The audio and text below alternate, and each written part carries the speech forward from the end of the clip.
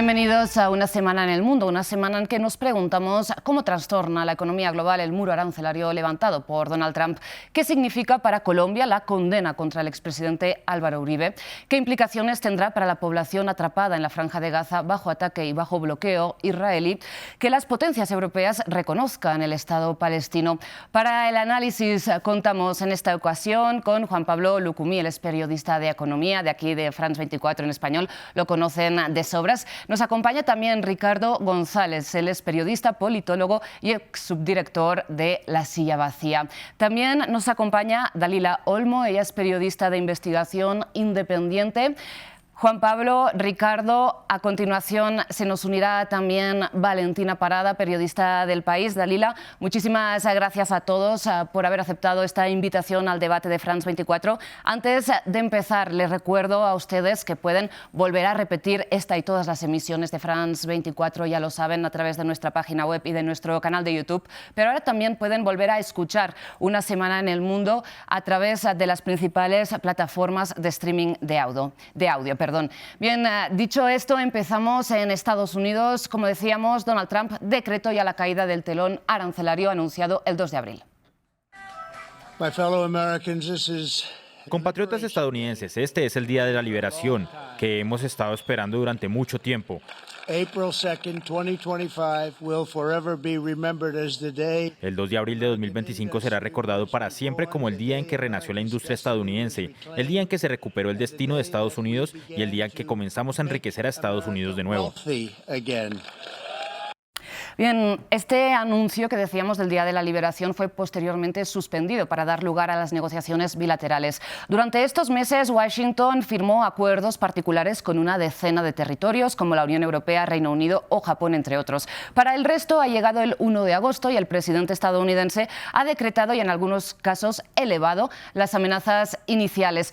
Empezamos con nuestro compañero Juan Pablo Lucumí. Juan Pablo, no sé si nos podrías ayudar a arrojar un poco de claridad sobre esta situación, sobre exactamente qué aranceles han entrado en vigor este viernes, cuáles aplicarán a partir del 7 de agosto, quién ha firmado qué, porque impera un poco la confusión, ¿no?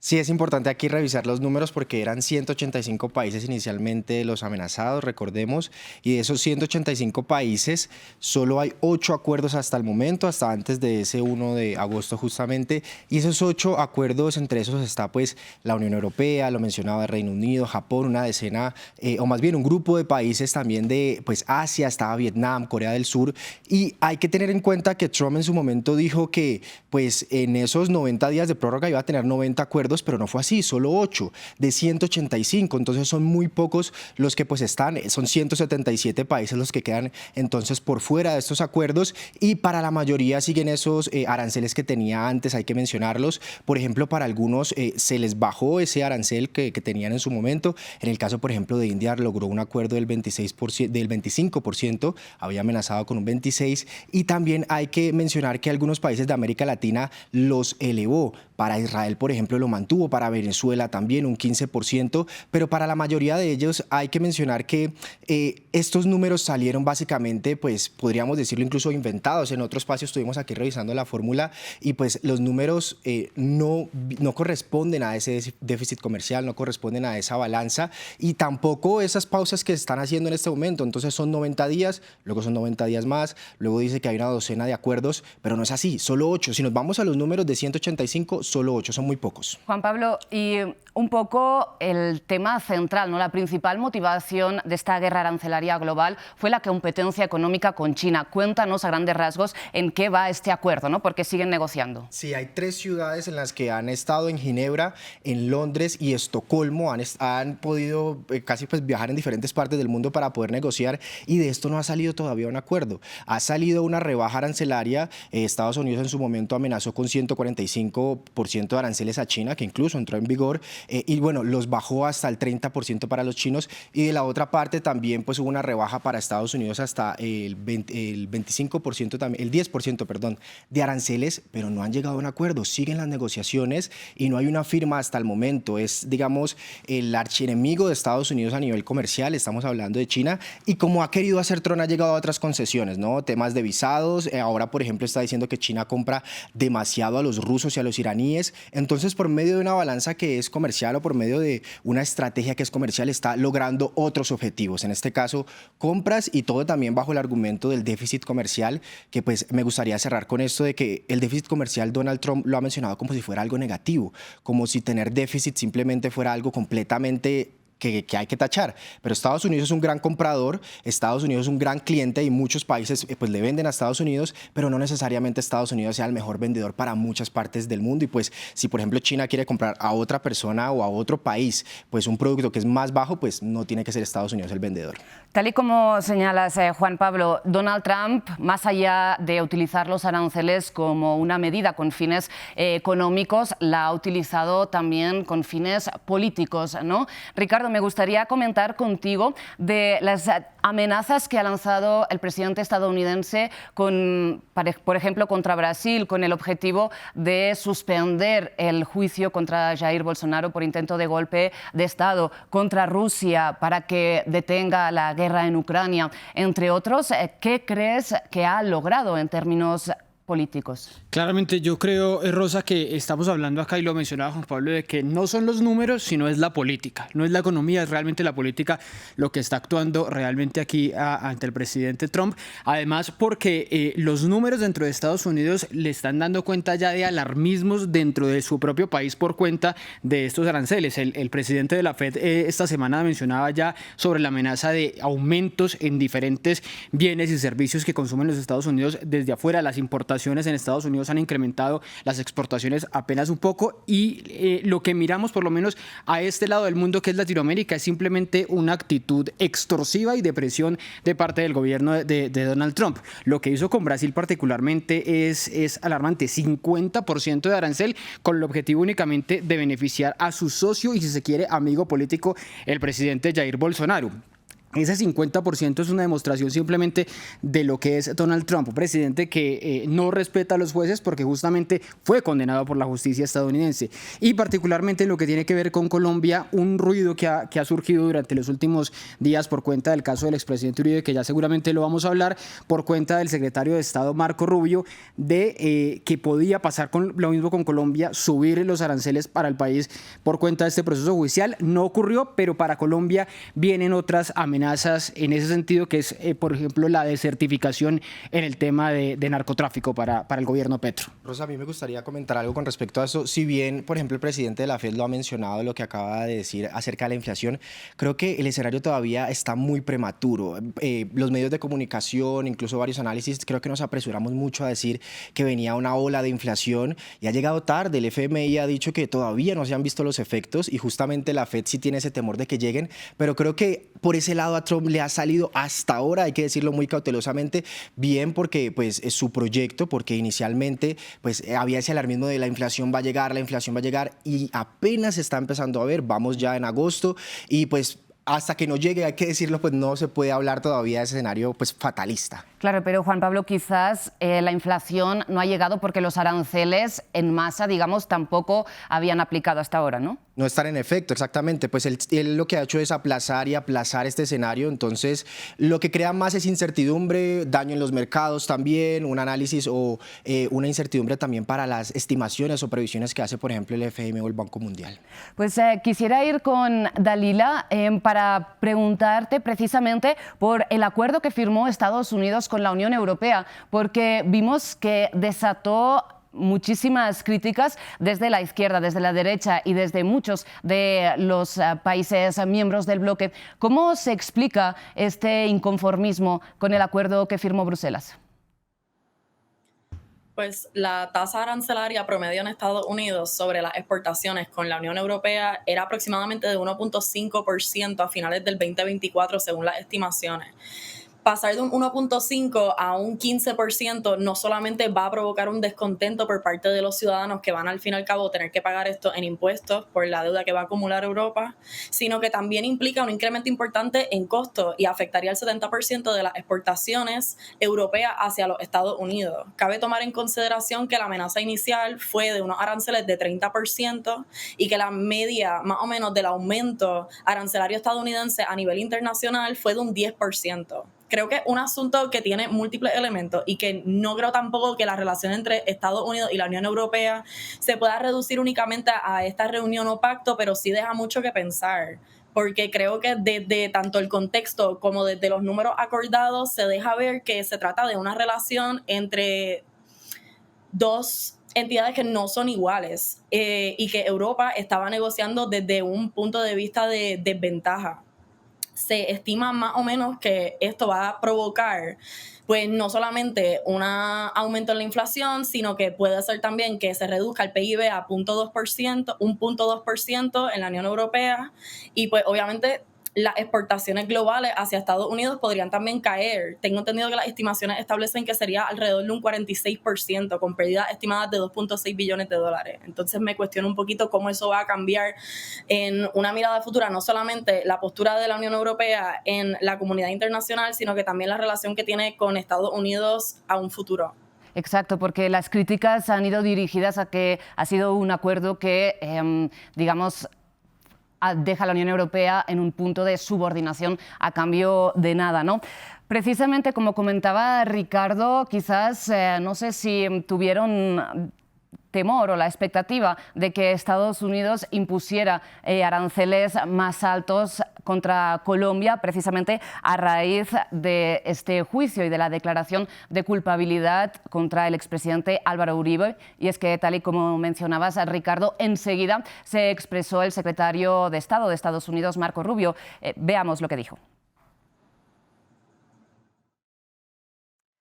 Dice, el único delito del expresidente colombiano Uribe ha sido luchar y defender incansablemente su patria. La instrumentalización del Poder Judicial colombiano por parte de jueces radicales ha sentado un precedente preocupante. Y bien, precisamente también era un precedente preocupante la amenaza, ¿no?, que comentábamos que lanzó Donald Trump contra Brasil, que se ha acabado materializando como penalización por el proceso contra Jair Bolsonaro. Bien, de momento no han llegado un aumento en los aranceles contra las importaciones colombianas. Seguiremos lo que va pasando. Juan Pablo, muchísimas gracias por ayudarnos a aclarar este panorama tan confuso. Y que es difícil seguir el paso con cada cambio que tiene, así es. Exactamente, y nosotros nos centramos ahora en Colombia porque, como decíamos, ¿no?, ha visto cómo la justicia del país declaraba culpable por primera vez a un presidente. Álvaro Uribe ha sido condenado en primera instancia a 12 años de prisión domiciliaria por soborno de testigos y fraude procesal, un juicio que él denuncia como una persecución política y que va a recurrir a instancias superiores. Como les anunciaba, se nos ha unido a esta conversación Valentina Parada Lugo. Ella es periodista para el periódico El País y ha hecho un seguimiento del caso desde hace tiempo. Valentina, ¿cómo te explicas esta resolución? ¿Te la esperabas? Pues yo creo que la jueza, desde que comienza el juicio en febrero, empieza a tener una postura muy crítica con Álvaro Uribe Vélez. Comienza, digamos, haciendo énfasis en las veces que ella consideraba que la defensa buscaba la preclusión del caso que se daba hasta el 15 de octubre. Y yo creo que esas manifestaciones sí podían dar como algunas luces de que quizá podía haber una resolución finalmente pues que lo declarara culpable. Sobre todo porque cuando el expresidente presenta su estrategia de defensa, inicialmente hablaba de más de 70 testigos en un tiempo supremamente limitado. Finalmente se dan 22 espacios de escucha para esos testigos y yo creo que la jueza sí fue mostrando como una posición muchísimo más crítica frente al proceso. Ahora, creo igualmente que había una expectativa muy grande sobre qué podía pasar, ¿no? De todas formas, la defensa de Uribe venía hablando de una persecución política, de que si se daba pues la declaración de culpabilidad, obviamente no la iban a aceptar, pero yo creo que había un muy buen indicio y es que cuando termina el juicio las dos partes dicen sentirse cómodos y tranquilos con la decisión de la jueza, ¿no?, independientemente de que cualquiera de los dos fuera a apelar, pero había como una posición de confianza sobre la mesa. Bien, doy la bienvenida ahora a María Clara Posada. Ella es estratega política y columnista de El Colombiano y La República. María Clara, muchísimas gracias por aceptar esta invitación de France 24. Le pregunto, usted cómo recibió esta sentencia y posterior condena contra Álvaro Uribe. Hola, buenas tardes. Gracias a todos por estar hoy acompañándonos en este espacio y conversando sobre este tema tan importante para la democracia colombiana. Pues mire, muchos anticipábamos con algo de resignada lucidez el futuro que se aproximaba, porque como bien dice Valentina, ya la juez empezaba a adelantar un poco cuál iba a ser su tendencia sobre el caso. No deja eso, yo soy de formación abogada, ¿cierto? Y no deja eso de causar sorpresa toda vez que la ley 906 de 2004, que es la ley que rige el sistema penal colombiano, prohíbe que cualquier fallo se base en conceptos subjetivos o de creencias personales del juez. Por el contrario, obliga a que el fallo únicamente se circunscriba a lo presentado durante las 67 audiencias en este caso. En esas 67 audiencias, pues no se pudo desvirtuar la presunción de inocencia.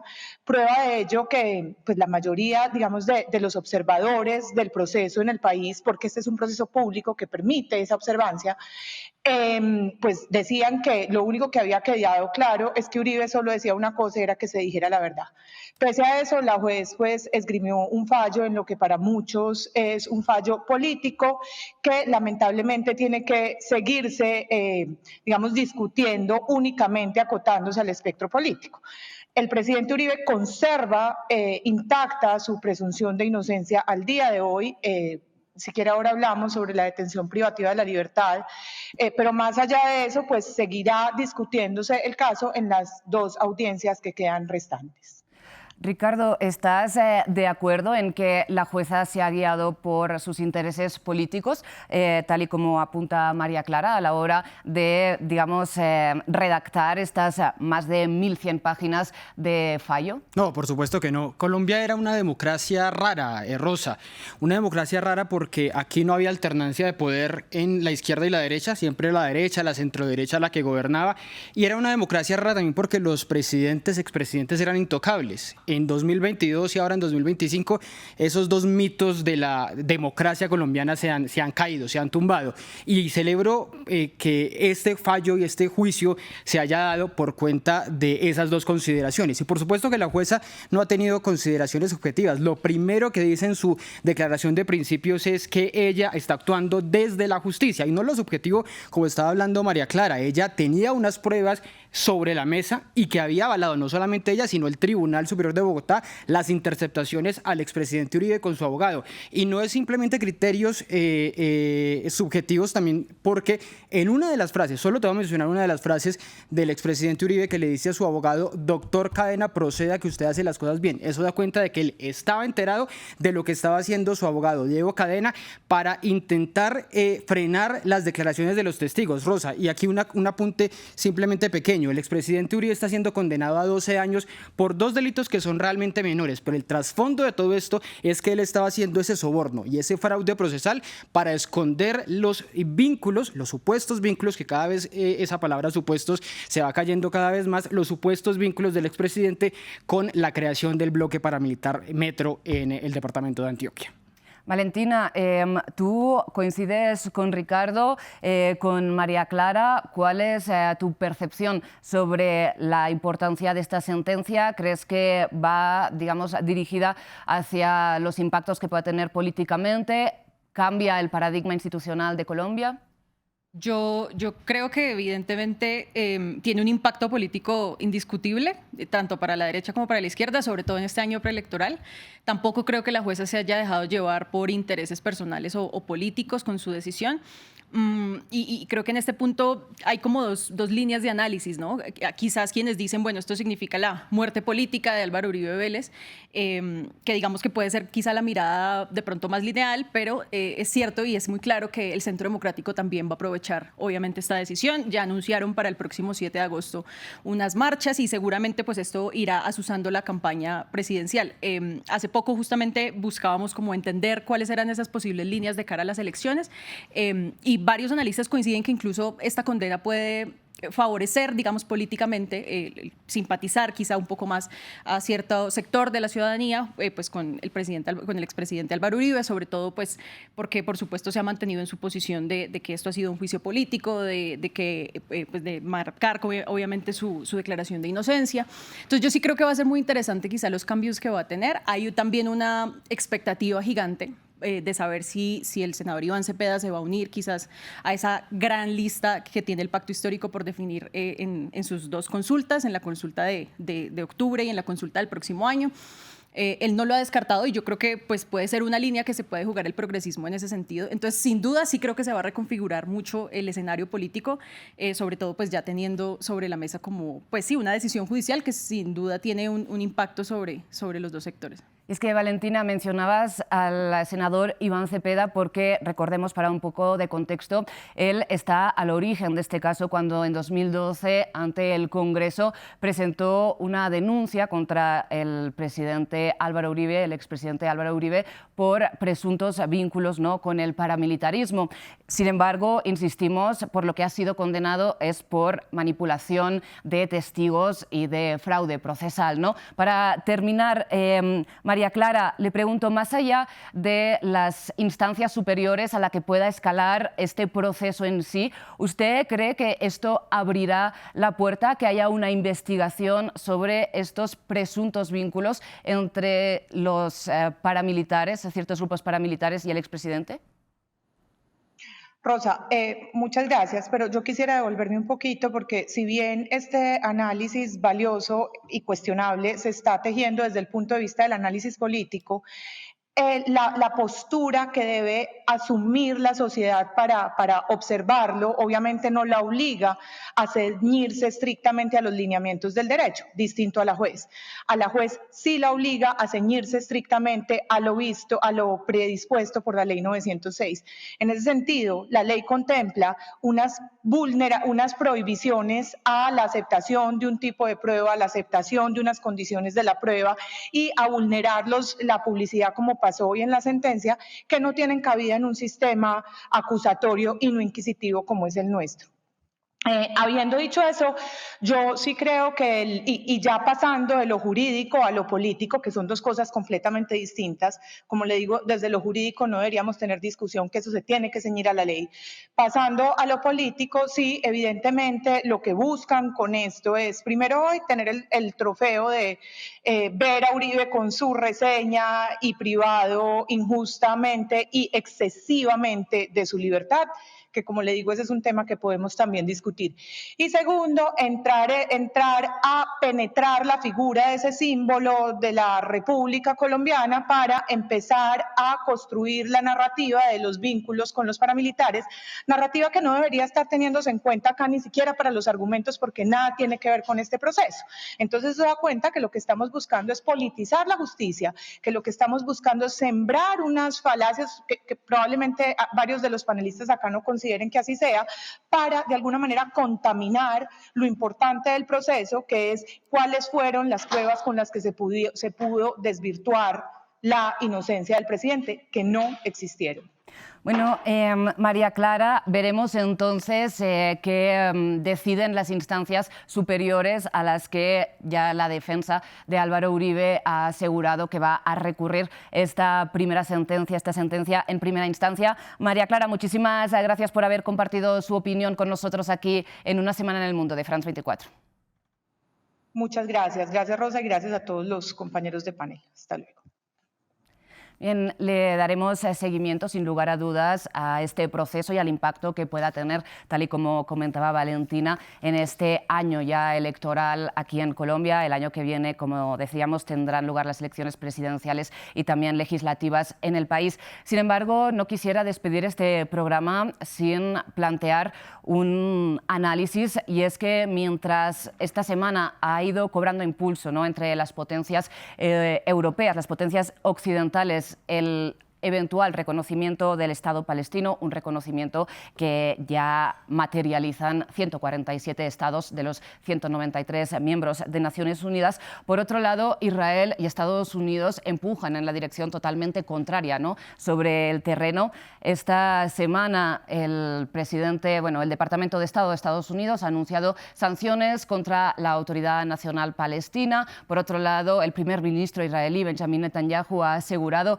que el reconocimiento de un Estado palestino sería una recompensa para el terrorismo monstruoso de Hamás, así lo dijo, mientras el ministro de Finanzas, que también es el encargado de las colonias, aseguró que nunca han estado más cerca de volver a levantar asentamientos en la Franja de Gaza. Les planteo en medio de esta tensión cómo se ve afectada la población que está ahora mismo atrapada en el enclave bajo asedio, bajo ataques y bajo bloqueo israelí. Dalila. Sí, en cuanto a la población como tal en Palestina, que está sufriendo la guerra como tal, yo opino que por un lado están viviendo pues las cosas horribles que implican estar en una guerra, por otro lado enfrentan el hambre extrema y ante la posibilidad de tan solo poder tener acceso a lo que serían alimentos, sufren lo que sería el peligro de entonces consecuencias similares a los que han tenido las víctimas del Holocausto, por ejemplo, que tan pronto pudieron ingerir alimentos, pues se vieron obviamente perjudicados y muchos de ellos murieron por el hecho de que sus cuerpos no estaban preparados para ingerir ese alimento. Respecto a la población internacional y a la comunidad internacional, a mí me parece que reconocer a Palestina como Estado no está funcionando como un método de presión real y efectivo contra Israel, y es el momento de aceptarlo. Es una situación triste porque la comunidad internacional, que tiene responsabilidad directa en el origen del conflicto, no solo ha fracasado en impulsar una solución, sino que ni tan siquiera logra hacer algo tan básico como dejar de financiar con dinero y recursos a Israel mientras continúa la guerra. O sea, mientras que la comunidad internacional justificó su falta de actuación en eventos como el Holocausto con el hecho de que no se conocía todo detalle y toda la enteridad de lo que estaba surgiendo en ese momento, ahora nos sentamos desde nuestras casas tomándonos un café mientras en TikTok tenemos en vivo todo un genocidio. Yo opino que la comunidad internacional tiene que ser capaz de ofrecer soluciones viables, contundentes y que consideren todos los aspectos que forman parte de este problema internacional.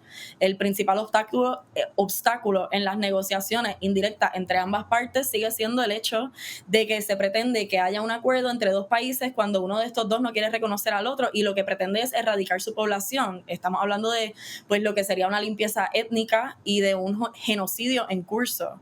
Entonces, creo que esa sería mi opinión, y aparte de eso, respecto a lo que se ha hablado del cese al fuego, que creo que es la mayor esperanza de muchas de las personas que actualmente están viviendo pues lo que sería la guerra, pues pienso que Israel ha incumplido sistemáticamente con todos los acuerdos y las promesas que han hecho sobre la posibilidad de un cese al fuego. Entonces, no creo que en este caso sería diferente.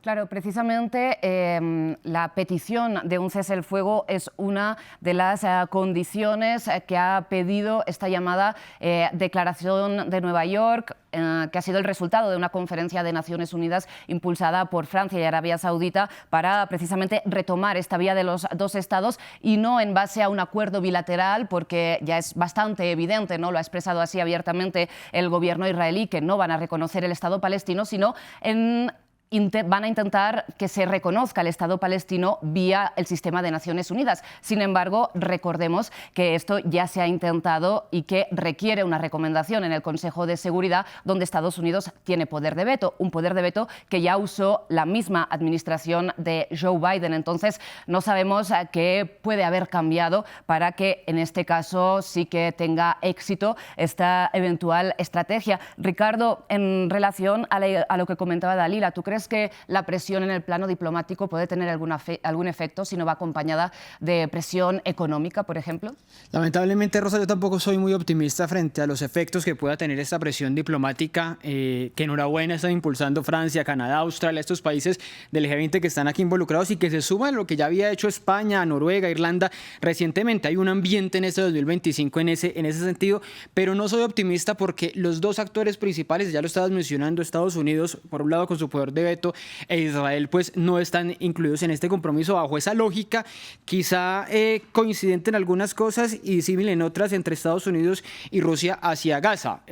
Netanyahu, Israel desde esa idea de erradicar, de aniquilar, de no poder convivir con otro Estado, y Trump con esa locura de muchas cosas, de las actitudes o declaraciones demenciales que hace, que ve a Gaza como un posible proyecto mega inmobiliario simplemente, no la consideración humanitaria.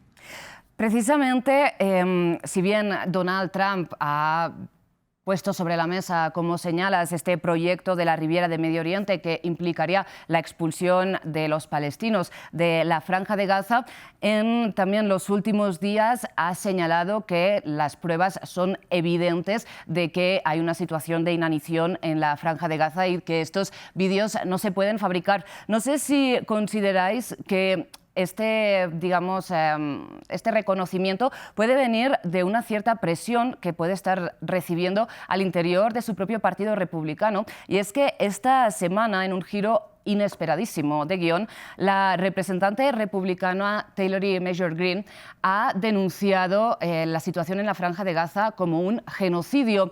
Lo ha hecho a través de un mensaje en X, de hecho de dos, en el que ha señalado que si bien fue horrible y había que denunciar lo que ocurrió el 7 de octubre, ahí lo están viendo en sus pantallas, dijo: lo más sincero y fácil es decir que lo ocurrido el 7 de octubre en Israel fue horrible y que todos los rehenes deben ser liberados, pero también lo es el genocidio, la crisis humanitaria y la hambruna que se están produciendo en Gaza. Bien, ella es una de las mayores exponentes del movimiento MAGA. ¿Cómo se entiende, Dalila, esta declaración, este cambio de opinión y qué efectos puede tener?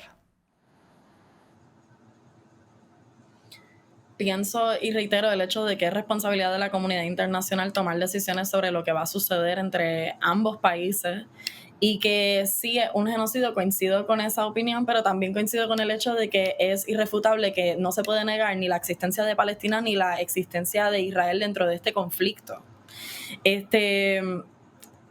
Como dije anteriormente, no creo que la población internacional ha sido capaz de, independientemente de las declaraciones que se han hecho públicas, idear o proponer algún tipo de solución fuera de la propuesta de dos estados que se ha probado ya históricamente que no funciona, que se pueda considerar y aplicar en este caso.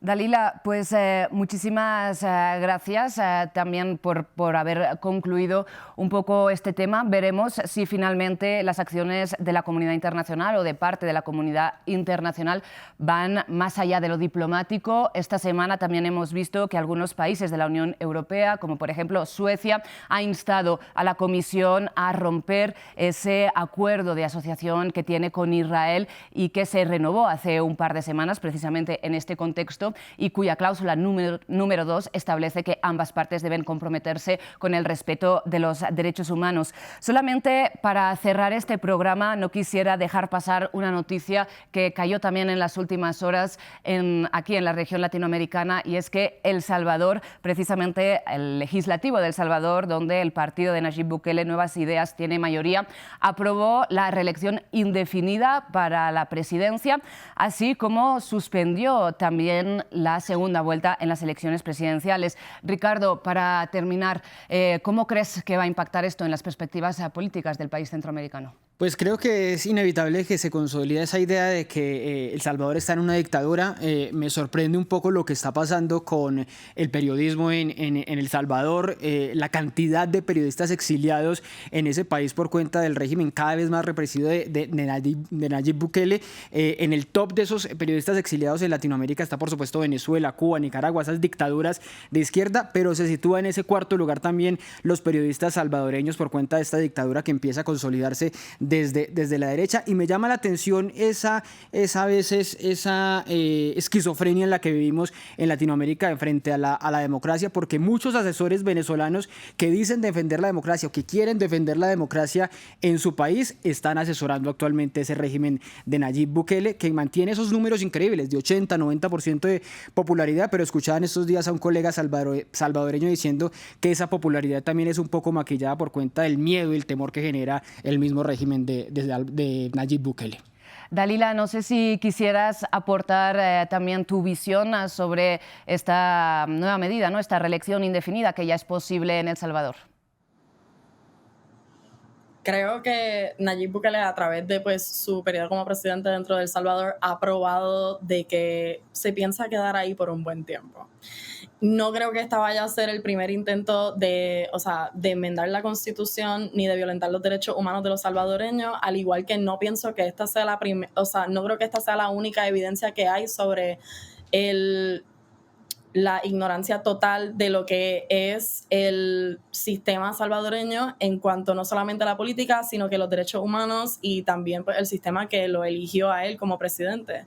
Y es que él como presidente, recordemos, está ahora en un segundo mandato que hace unos años tampoco era posible en El Salvador y que él consiguió gracias a una reforma de la Constitución bastante polémica, que no tenemos tiempo ahora de analizar. Le haremos seguimiento, sin lugar a dudas, a la política salvadoreña. Antes de terminar, agradecerles, Dalila, Valentina, Ricardo, a Juan Pablo, nuestro compañero que hemos despedido también después de la sección sobre las aranceles.